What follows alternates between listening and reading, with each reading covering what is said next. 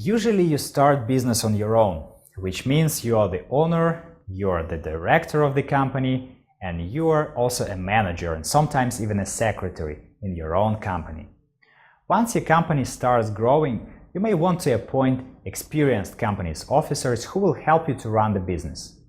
This will require from you some general understanding as to how change of company officers works. First of all, it is necessary to understand who the company officers are. Registration authorities consider director, manager, secretary, and legal representatives as company officers. They are appointed at the time when company goes through the registration process, and these company officers can be changed as the time goes by. Additionally, not all of the said officers are always appointed as company gets formed. Secretary and legal representative are optional positions which are often left unfilled. Therefore, when one applies for company officers change, it most of the time means that someone wishes to change director or manager or to appoint additional ones. If you forgot the roles of directors and managers in a company, feel free to revisit the chapter on corporate structure in the first modules. Also, as we discussed it previously, depending on the emirate and on the registration authority, if to be more specific, the minimum and maximum number of directors and managers for a company may vary. Some free zones require that you appoint minimum 2 directors but not more than 1 manager, whereas mainland local companies can have more than 1 manager.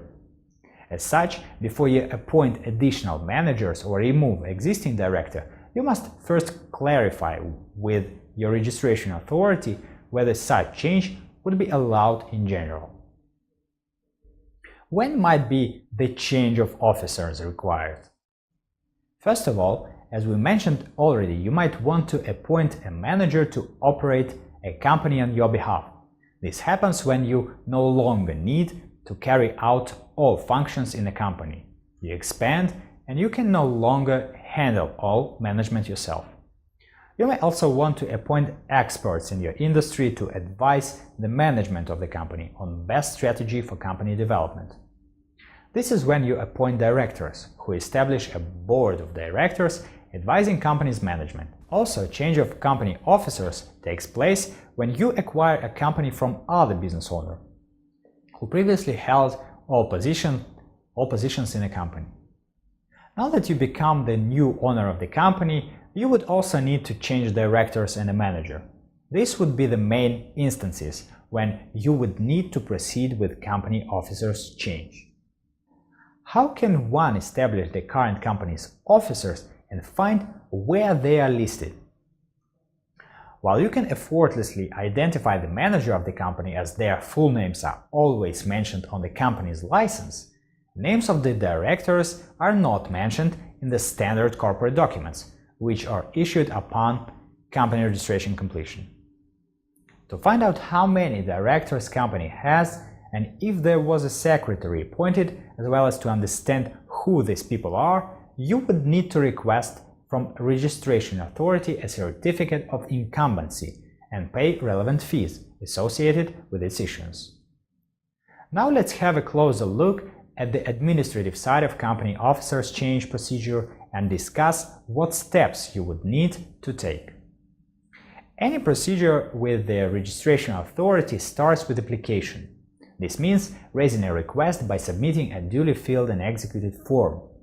Relevant application forms are most of the time publicly available on the website of relevant respective registration authority.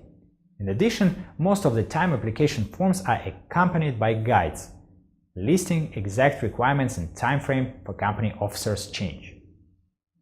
To complete the request, along with application, you will need to prepare and submit all required documents. This would be a resolution calling for the change of relevant company officers, then specimen signature forms for newly appointed officers, and KYC documents of the newly company officers, which would be passport copies, KYC forms, proof of address, and NOC from sponsor if a newly appointed officer holds a resident visa from a different company. In case your company is a branch or a subsidiary, There may be also additional documents required. Do not forget that depending on the registration authority, requirements may slightly vary. Finally, your application and documents must be submitted along with the payment for a company. The charge varies from one registration authority to another and can be as little as 1,700 dirhams and as much as 5,000 dirham. In cases when you need to change a director, the shareholders of the company have to execute the procedure. Should you need to change manager, only company's directors would need to execute the change. This means that if you are both the shareholder and the director of the company, you will need to attend the meeting at the office registration authority personally. Should you be not able to do so, you will need to appoint someone to do this on your behalf. A prepared and notarized special power of attorney tailored to this specific case would be needed. We also advise to check the draft of the power of attorney with the registration authority before you notarize it to ensure that it would be accepted later. If you are wondering how long company officers change procedure takes, it can be anywhere between 4 to 20 days. Upon successful completion of this transaction, registration authority will update the relevant registry and provide you with the document proving the change. In case of the manager, this would be an updated company's license. Should you change director, secretary, or legal representative only, you would receive a registry extract or a similar document.